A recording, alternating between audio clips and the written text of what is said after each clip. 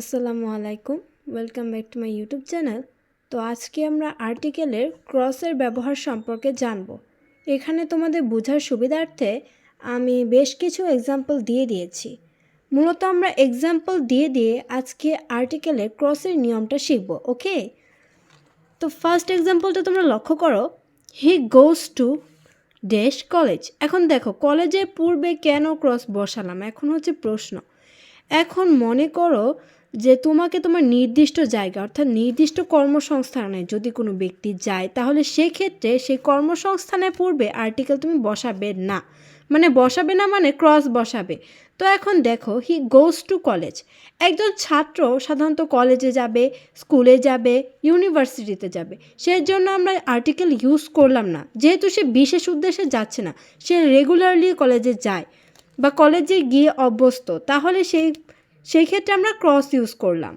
এখন আমি আশা করি তোমরা এটা বুঝতে পারছো। এখন দেখো সেকেন্ড যে আমরা এক্সাম্পলটা দেখতে পাচ্ছি সেটা হচ্ছে I went to the hospital.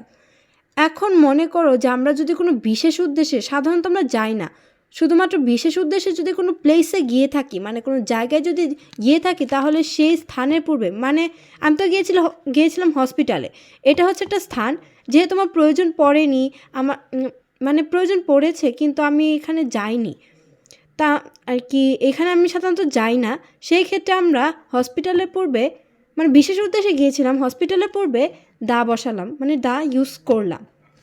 এখন দেখো 3 নাম্বার এক্সাম্পলটা লক্ষ্য করো, dash cancer is a fatal disease. এখন দেখো ক্যান্সারের পূর্বে কেন আর্টিকেল ইউজ করলাম না। এখন একটা নিয়ম আছে, তোমাদের নিয়মটা জানিয়ে দিচ্ছি। যদি কোনো রোগের নাম উল্লেখ করা থাকে, এখন দেখো ক্যান্সার কিন্তু একটা রোগ, এর জন্য আমি এখানে আর্টিকেল ইউজ করলাম না, মানে কোনো রোগের নাম যদি উল্লেখ করা থাকে তাহলে আমরা সেখানে আর্টিকেল ইউজ করব না, সেই রোগের নামের পূর্বে আর্টিকেল ইউজ করব না। এখন দেখো ব্যতিক্রম কিছু নিয়ম আছে, মানে এখানে মনে করো রোগের নামে পূর্বে আর্টিকেল ইউজ করব না, তারপরেও আমাকে 3টা রোগের নামে পূর্বে আর্টিকেল ইউজ করতে হচ্ছে, এবং সে আর্টিকেলটা হচ্ছে দা। এখন দেখো গাট, গাট কিন্তু একটা রোগ, এখন এর পূর্বে গাটের পূর্বে যদি আমি দা ইউজ করি তাহলে এটা হবে দ্য গাট, মানে যে কোনো সেন্টেন্সে যদি গাট থাকে তাহলে সেটার পূর্বে আর্টিকেল দা ইউজ করবে। অনুরূপভাবে দ্য মিজলস, দ্য মাম্পস, এটি হচ্ছে ব্যতিক্রম নিয়ম, মানে রোগের ক্ষেত্রে ব্যতিক্রম নিয়ম। এখন দেখো 4 নাম্বার এক্সাম্পলটা লক্ষ্য করো, হি স্পিক্স ড্যাশ ইংলিশ। এখন দেখো ইংলিশের পূর্বে কেন ক্রস ইউজ করলাম। এখন তোমাদের যদি একটা রুলস আমি বলি যে ভাষার নামের পূর্বে তুমি কোনো আর্টিকেল ইউজ করতে পারবে না।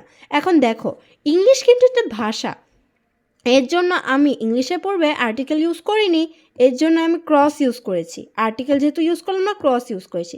এখন দেখো ইংলিশের পূর্বে পরবর্তীতে যদি আমরা ইংলিশের পর যদি আমরা বেঙ্গল ইউজ করি, বেঙ্গলি, হি স্পিক্স বেঙ্গল, তাহলে এটাও কিন্তু একটা ভাষার নাম, এর জন্য আমি কোনো আর্টিকেল ইউজ করব না।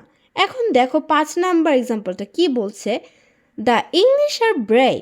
এখন দেখো ইংলিশ তো একটা ভাষার নাম, তো কি করে এটা এটার পূর্বে দা বসাতে পারলাম আমরা কিছুক্ষণ আগে রুলসে পড়ে এসেছি, ইংলিশ যেহেতু একটা ভাষার নাম তাই আমরা আর্টিকেল ইউজ করব না। এখন দেখো আমরা এখানে দ্য ইংলিশ ইউজ করেছি। এখন আরেকটা বিষয় আমি বলে দিই, যদি কোনো জাতিকে স্পেসিফিকভাবে যদি উল্লেখ করতে চাও তাহলে সে জাতির নামের পূর্বে আর্টিকেল দা ইউজ করবে। তো দেখো ইংলিশ কিন্তু একটা ভাষার নামও হয়, একটা জাতির নামও হয়, যেমন ইংলিশ একটা জাতির নামও হয়, আবার অ্যারাবিক এটাও একটা জাতির নাম হয়।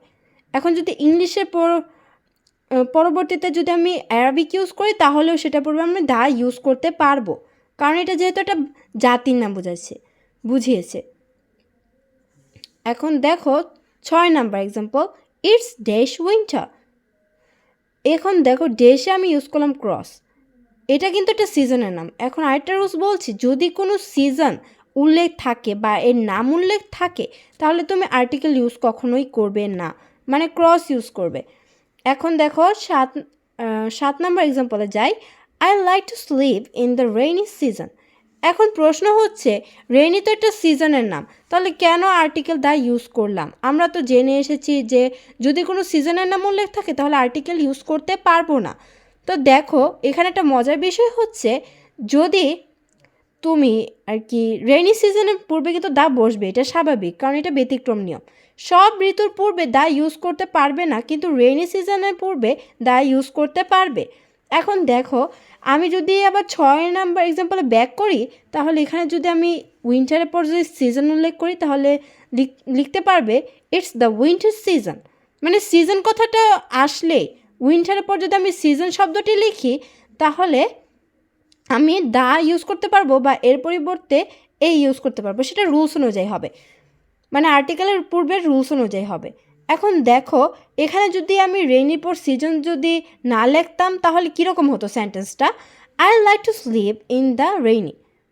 যেহেতু রেইনি সিজন একটা সিজনের নাম, তাই এখানে রেইনি দিলে কিন্তু চলবে না, সিজন উল্লেখ করতে হবে। এর জন্যই ব্যতিক্রম হিসেবে দ্য রেইনি সিজন আর কি চুজ করা হয়েছে। মানে সব ঋতুর পূর্বে তুমি আর্টিকেল ইউজ করতে পারবে না, কিন্তু রেইনি সিজনের পূর্বে আর্টিকেল দা ইউজ করতে হবে। এখন দেখো 8 নাম্বার এক্সাম্পল যাচ্ছি। She is not dash innocent. এখন এখানে ইউজ করলাম ক্রস, কারণটা কি? যদি কোনো সেন্টেন্সে, এটা তো একটা sentence, she is not innocent, যদি কোনো সেন্টেন্সে আর কি সেন্টেন্সটি শেষ হয় যদি কোনো অ্যাডজেক্টিভ দ্বারা, ইনোসেন্ট কিন্তু একটা অ্যাডজেক্টিভ, এটা পার্টস অফ স্পিচেও আমরা শিখে এসেছি। ইনোসেন্ট একটা অ্যাডজেক্টিভ যেহেতু, তাহলে আমি এর পূর্বে ক্রস ইউজ করব, আর্টিকেল ইউজ করব না। এখন দেখো 9 নাম্বার এক্সাম্পলে যাই। Don't worry I will come in time. এখন দেখো, এটাও কিন্তু একটা সেন্টেন্স, এখানে কিন্তু দুইটা সেন্টেন্স আছে, একটা ইম্পারেটিভ আর একটা হচ্ছে তোমার অ্যাসার্টিভ।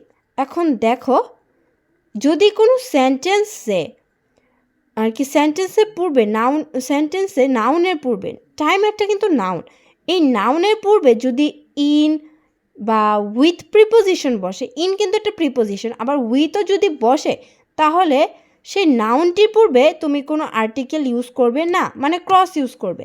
এখন যে লাস্ট এক্সাম্পল দেখতে পাচ্ছ, life is not a bed of rose. এখন দেখো, কিছু কিছু আর্টিকেল ফ্রেজ কিন্তু থাকে, এগুলো কিন্তু মুখস্থ করা দরকার। মানে ইংলিশের ক্ষেত্রে বিষয়টা হচ্ছে, তুমি বেশিরভাগ কিছু বানিয়ে লিখতে শিখবে, রুলস অনুযায়ী চলবে, কিন্তু তোমাকে বেশ কিছু বিষয় মুখস্থ করতে হবে। এখন দেখো, life is not a bed of rose, a bed of rose এটা কিন্তু একটা আর্টিকেলের ফ্রেজ। তো আশা করি তোমরা এই যে ক্রসের নিয়মটা বুঝতে পেরেছো, খুব ভালোভাবে তোমাদেরকে বুঝিয়ে দেওয়া হয়েছে। এবং আমার চ্যানেলে নতুন হলে অবশ্যই চ্যানেলটি সাবস্ক্রাইব করবে, কারণ আমি সহজ সহজ আর কি গ্রামার দিয়ে তোমাদেরকে আর কি কঠিন গ্রামারের দিকে অগ্রসর হব। এবং তোমরা কমেন্টে জানাবে আমার ক্লাসটি কেমন লাগলো তোমাদের কাছে। ধন্যবাদ সবাইকে, আল্লাহ হাফেজ।